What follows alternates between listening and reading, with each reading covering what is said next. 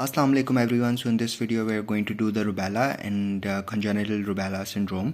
ठीक है, सबसे पहले मैं आपको जो है ना ये जो क्लिनिकल केस है ना वो बता दूंगा. ठीक है, उसके बाद उसके क्लिनिकल फीचर्स वगैरह कर लेंगे और देन प्रॉपरली हम लोग जो है इसकी एपिडेमियोलॉजी और इसकी treatment and everything, incubation period, what ever it is, जो जो चीज़ें इंक्लूड हैं और एग्ज़ाम में आती हैं वो हम सारी कर लेंगे. ठीक है.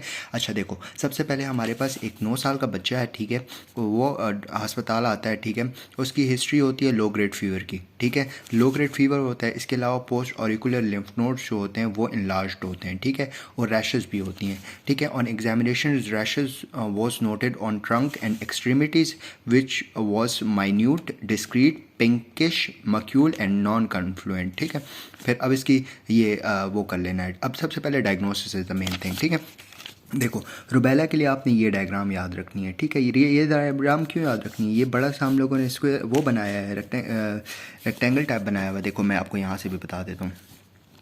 देखो सबसे पहले हमने बड़ा सा ये रेक्टेंगल टाइप बनाना है. ठीक है, इसका सर जो है ना वो छोटा बना देना है, वो माइक्रोसेफेलस शो करेगा. ठीक है, फिर सर में आपने 2 डॉट्स लगाने, that's for the cataract and glaucoma and retinopathies. ठीक है, फिर इसके बाद इसके 2 कान बनाने विच शोज फॉर डेफनेस. ठीक है, और सर में एक ही बाल बनाना है, वो भी स्प्रिंग शेप बनाना है विच शोज इंसेफेलोपैथी. ठीक है, माइक्रो इंसेफेलोपैथी हो गया और इंसेफेलोपैथी हो गया. इसके अलावा ये हाथ हो गए, ये पाँव हो गए. ठीक है, फिर इसके बाद यहाँ पे दिल बनाना है और दिल में ऐसे सुराख टाइप बना लेना है. तीर हम नहीं बनाते तीर टाइप, तो वो बना लेना. वो ये शो करेगा पेटेंट टेक्टस आर्ट्रियोसिस. ठीक है, एंड इसकी बॉडी पे रैशेज होंगे which will going to show the blueberry muffin rashes. ठीक है, इसके अलावा इस पेशेंट में हमारे पास लिम्फेडिनोपैथीज़ होंगी. ठीक है, mainly pre auricular lymph nodes जो इन्वॉल्व हैं और पोस्ट सर्वाइकल लिम्फ नोड्स हैं वो इन्वॉल्व हो जाएंगे. ठीक है, these are the clinical features. ठीक है, अच्छा now we can do the epidemiology. ठीक है, एपिडेमियोलॉजी में हमारे पास सबसे पहले 2 चीज़ें आएंगी, एजेंट एंड होस्ट. ठीक है, agent is the rubella virus which is the RNA virus and belongs from the toga family. ठीक है, and toga virus family. And the host is like the age. Host की heading में हमारे पास as आ जाएगी और immunity आ जाएगी. तो age is going to be 3 to 10 years and the immunity is like for example the first half infection happened, so the second time the immunity is going to be produced in the body.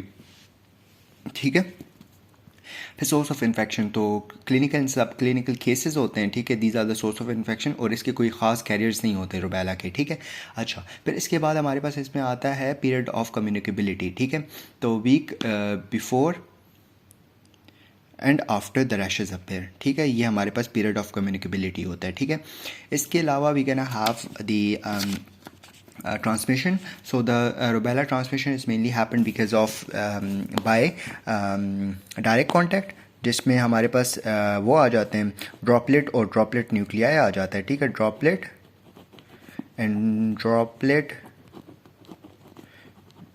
Nuclei. ठीक है, फिर इसके बाद हमारे पास जो vertical transmission भी होती है मेनली बाय ट्रांसप्लेसेंटल मेथड. ठीक है, फिर इसके बाद हमारे पास इसका इंक्यूबेशन पीरियड जो होता है वो 2 to 3 जो है वो वीक्स होता है. ठीक है, अच्छा जी, फिर इसके बाद हम लोग कंजेनिटल रुबेला सिंड्रोम पे आ जाते हैं. कंजेनिटल रुबेला सिंड्रोम वो रुबेला होता है which happens secondary to intrauterine infection. ठीक है, मतलब कि जब यूट्रस में बच्चा था ना तो उसको कोई मदर को रुबेला हो गया, फिर उसकी वजह से बच्चे को जो है वो इन्फेक्शन हो गया, यूट्राइन इन्फेक्शन हो गया, जिसकी वजह से बच्चे की जब है उसको रुबेला पेयर होना शुरू हो जाएगा. ठीक है, अब हमारे पास इसमें first trimester, second trimester and after 20 weeks आ जाते हैं. ठीक है, फर्स्ट ट्राइमेस्टर में क्या होता है कि पेशेंट में हमारे पास ये ग्लूकोमा आता है, इसके अलावा कैटरेक्ट, डेफनेस और PDA वगैरह आ जाता है. ठीक है, फिर अगर सेकंड ट्राइमेस्टर की बात करें तो इसमें हमारे पास जो है माइक्रोएंसेफेलोपैथी आ जाती है और इफ़ 20 वीक्स के बाद अगर इंट्रायूटेराइन इन्फेक्शन हो रहा है ना तो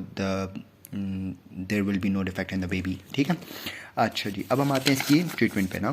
तो treatment is mainly like we can have vaccine. ठीक है, विच इज़ दी 27/3 RA27/3. ठीक है, RA27/3 होता है, इसकी सिंगल डोज होती है. ठीक है, जो हम लोग 0.5 ml देते हैं और सबक्यूटेनियसली देते हैं. ठीक है, अच्छा जी, ये जो RA27/3 है ना, ये हमारे पास MMR वैक्सीन जो मीज़ल मम्स रुबेला वाली वैक्सीन होती है ना, उसी कम्बिनेशन में भी हमें मिलती है. ठीक है, I don't know why it's not working.